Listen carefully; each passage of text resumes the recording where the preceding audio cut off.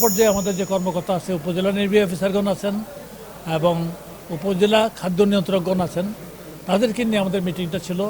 এখানে জেলা প্রশাসক সভাপতিত্ব করেছেন, আমার সাথে ঢাকা থেকে এসেছেন আমাদের মহাপরিচালক খাদ্য অধিদপ্তর, এছাড়াও আরও অন্যান্য কর্মকর্তারা ছিলেন।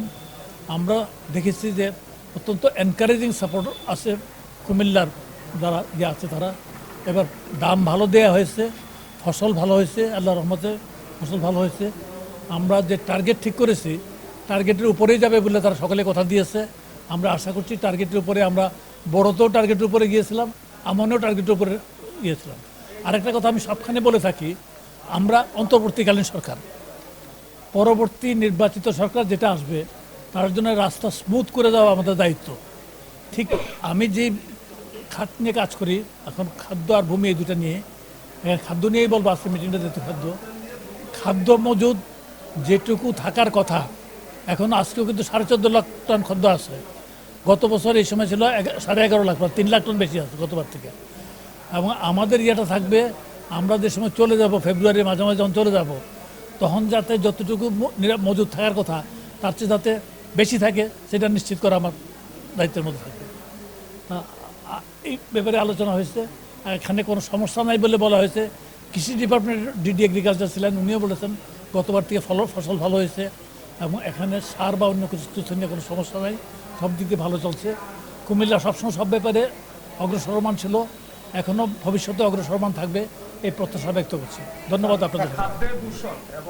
আমরা বিদেশ থেকে যেসব খাদ্যশস্য আমদানি করি এগুলি কিন্তু আমরা বিভিন্নভাবে টেস্ট করি, কিন্তু লোকালি বিশেষ করে যেসব প্রোডাকশান, এই লোকাল প্রোডাকশন, এটার উপরে আমাদের অতটা করা হচ্ছে না।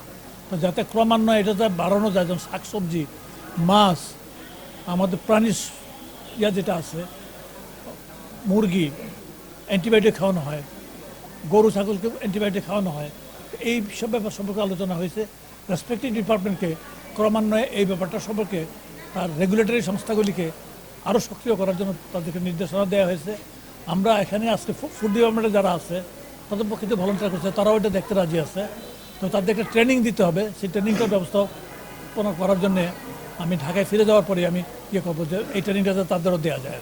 শোনেন, মূল্যস্ফীতি যেটা বলছেন, খাদ্যশস্য বলতে খাদ্য একটা বিরাট টার্ম। খাদ্যের মধ্যে চাল ডাল থেকে আরম্ভ করে পেঁয়াজও আসে, সয়াবিন তেলও আছে, সব কিছু আছে। তা আমাদের মূলত আমরা চাল, গম, ভুট্টা এই 3টা জিনিস নিয়ে করি, এর দাম কিন্তু নিম্নমুখী আছে। বরং একটা অভিযোগও আছে, কৃষক তার ন্যায্য মূল্য পাচ্ছে না। আমাদের এই খাদ্যের এই 3টা মেইন আইটেমের ক্ষেত্রে দাম বাড়ে নাই, বরং কমেছে। যাতে কোনো অবস্থাতে না কমে সেই বিষয়ে আমি বিভিন্ন রকম পদক্ষেপ নিয়েছি।